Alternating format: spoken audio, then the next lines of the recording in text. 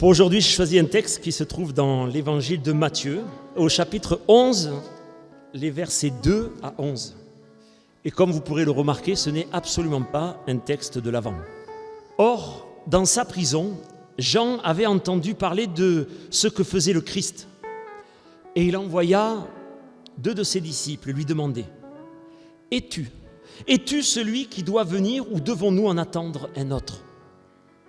Jésus leur répondit : « Allez rapporter à Jean ce que vous entendez et ce que vous voyez.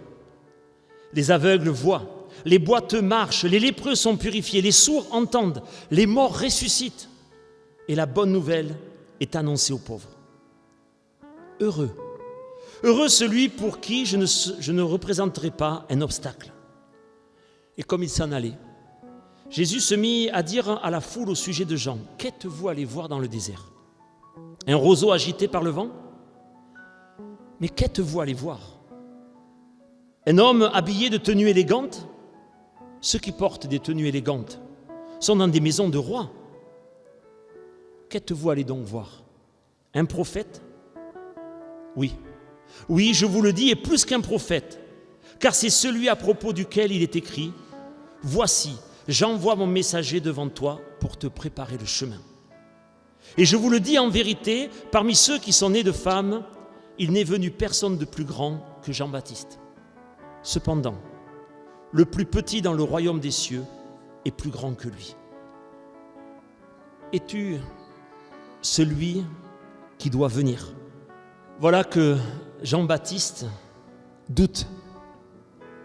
Voilà que l'on se rend compte d'un coup que Jean-Baptiste n'est pas infaillible. Pourtant, Jean-Baptiste, c'est celui qui a dit : « Celui qui vient après moi est plus puissant que moi, lui vous baptisera dans l'Esprit Saint et le feu. » Et quelque temps plus tard, voilà qu'il se demande : es-tu celui qui doit venir ? Ou devons-nous en attendre un autre ? Alors je l'avoue, c'est un texte qui m'a toujours fasciné.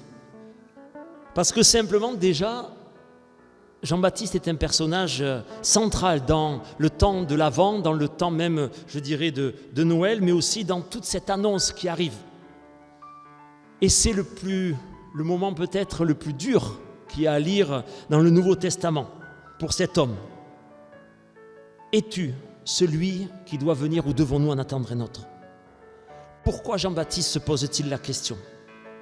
N'est-il pas quand même l'archétype du fidèle, de celui qui a la foi ?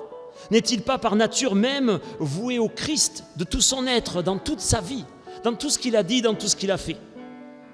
Dans le premier texte le concernant, nous entendons et nous l'entendons annoncer une venue en puissance, en majesté, l'établissement radical et triomphant du règne de Dieu, dans l'Esprit Saint et le feu. Alors peut-être vous connaissez l'expression « les premiers chrétiens attendaient le royaume et ils ont eu l'Église ». On pourrait peut-être dire une phrase un petit peu pareille pour Jean-Baptiste. Il attendait le Messie et il a eu Jésus de Nazareth. Et c'est vrai, Jean-Baptiste est incontestablement fidèle et dévoué. Mais je le crois, il est fidèle et dévoué à un ordre ancien, à une théologie et une espérance qui étaient très proches à son époque. Il attend, comme beaucoup d'Israélites, une manifestation de puissance majestueuse, irrésistible, remplie de confusion, un jugement sans appel des infidèles et des corrompus. Voilà ce qu'attend Jean-Baptiste, un roi en puissance, un Christ en puissance. Et sa première rencontre va être terrible. Elle pose tellement de questions et de problèmes. Où est le puissant ? Où est le majestueux ? Où est le roi des armées de Dieu ? Jésus se présente à lui comme un homme comme les autres. Pire, il vient vers Jean pour lui demander le baptême, un baptême de repentance. Jean-Baptiste est surpris et je dirais même, je le crois choqué. Comment se peut-il que le Messie puisse lui demander un baptême de repentance ? Le Messie, l'envoyé de Dieu pour le salut d'Israël, va demander un baptême à Jean-Baptiste, qui lui se sait simplement un serviteur. Il a attendu. Jean-Baptiste a vécu son temps de l'Avent Il a attendu la venue du Messie et tout est en train de s'écrouler. Ce Jésus en plus, il n'est même pas venu pour juger la condition humaine. Ce Jésus, lui, il entre en solidarité, en fraternité avec cette condition humaine. Il va vers les impurs. Il va vers les malades, les lépreux, les traîtres, les réprouvés. Lui, il pardonne et il guérit. Il relève. Sur la montagne, il enseigne à s'opposer au mal par l'amour. Il appelle des disciples parmi les pécheurs. Et il va même jusqu'à annoncer des persécutions, des épreuves. Lui qui aurait dû d'ailleurs ramener la gloire au peuple élu. Lui qui aurait dû remettre Israël au centre du monde. En plus, Christ ne s'en prend même pas ni aux riches ni aux malhonnêtes, ni même d'ailleurs aux despotes. Il ne conteste aucun pouvoir, aucune autorité civile ou militaire, pas même celui des Romains occupant la Judée et la Galilée. Par contre, il reprend vivement cela même du peuple de Dieu, qui sont eux, garants de la parole et du respect de la loi au sein du peuple élu. Mais où est donc le vrai Messie tant attendu? Et je dirais que dans cette myriade de contradictions, Jean-Baptiste, d'un coup, est arrêté et il est jeté en prison. Lui qui attendait justement un Messie qui libère tout le monde, qui redonne une place au peuple d'Israël. Lui, le fidèle, le dévoué à ce Messie libérateur de la condition humaine, il est jeté en prison. Pour nous, je crois que c'est toujours très facile de lire ce genre de texte. Il n'y a pas d'attente, nous connaissons la fin. Pour nous, c'est facile de mettre en avant un Jean-Baptiste précurseur, héros de l'annonce, un petit peu comme d'ailleurs les Israélites ont mis Moïse comme personnage central. D'un coup, c'est un héros, au lieu d'être simplement un homme. Et au moment d'ailleurs où Matthieu écrit son évangile, le Messie a été crucifié comme un criminel. Plusieurs apôtres ont été suppliciés, le temple de Jérusalem a été rasé et le peuple est divisé. Rien ne va plus. Rien de ce qui était attendu par Jean-Baptiste ou par le peuple d'Israël ne s'est produit avec la venue du Christ. Rien de glorieux, au sens de ce qui est glorieux pour le monde. Alors où est la victoire? Qu'est-ce que nous allons fêter à Noël? Où est le règne des cieux?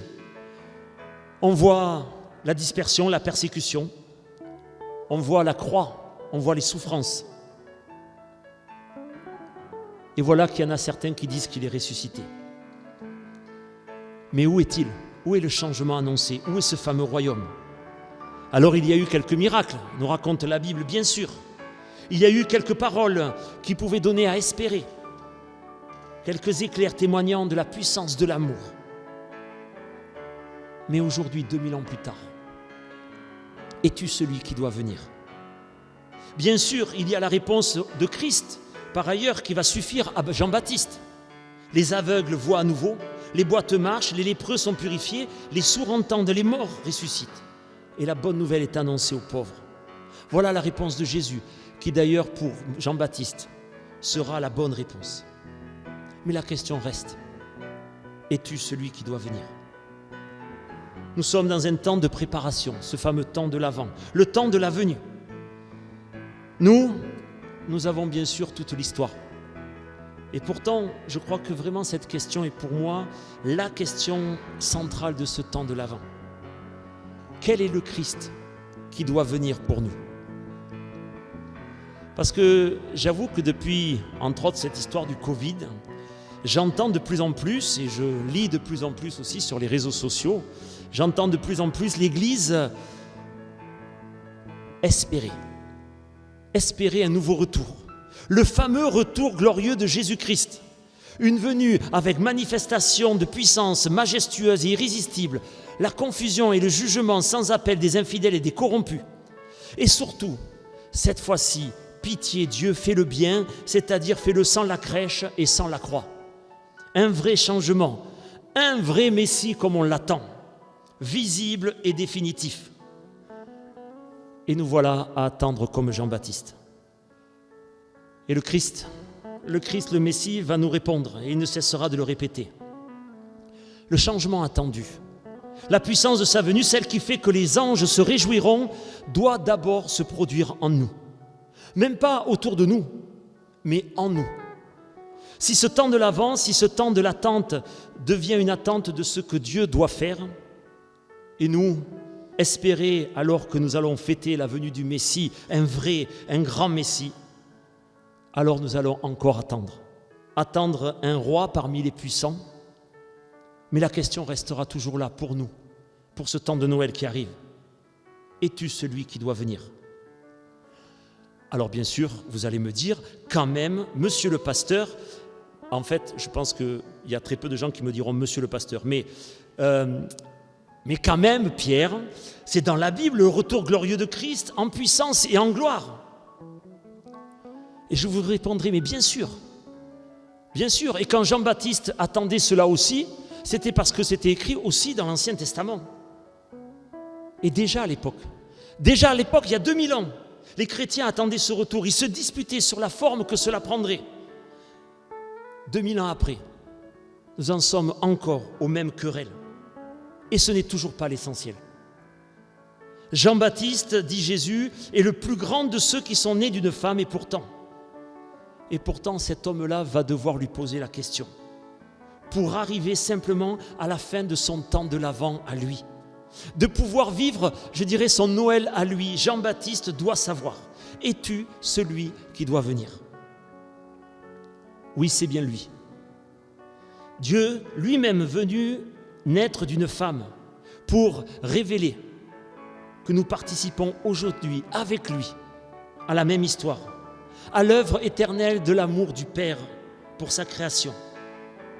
L'homme est annoncé, il n'est pas condamné à mort parce qu'il est né d'une femme, mais il est appelé à l'éternité parce qu'il est frère en Christ dans l'œuvre de l'amour du Père. Cela, ça s'appelle l'Évangile. Le plus petit de ceux qui acceptent le Christ dans sa vie est plus grand que le meilleur de ceux qui se résignent à la mort sans le Christ. Ce n'est pas et ce ne peut pas être simple à croire. Il est souvent plus facile de mettre de côté l'Évangile que de la recevoir. Parce que cela nous demande effectivement, non pas la puissance du retour du Christ, mais la puissance de Christ en nous. Et comme pour Jean-Baptiste, je crois que nous devons prendre ce temps de l'Avent comme un cheminement dans notre vie de foi. Parce que c'est vrai, ce n'est pas évident d'accepter que la puissance et la gloire de Dieu se soient révélées dans notre humanité, dans notre faiblesse. La question de Jean-Baptiste est la nôtre. Elle n'est pas indigne, elle n'est pas honteuse. Cette question même, je dirais, elle est nécessaire et elle est fondamentale pour vivre pleinement Noël. Je crois qu'il est bon de se la poser chaque jour, et entre autres aujourd'hui, dans ce petit parcours vers cet anniversaire que nous voulons fêter ensemble. Es-tu celui qui doit venir ? Oui, il l'est. Amen.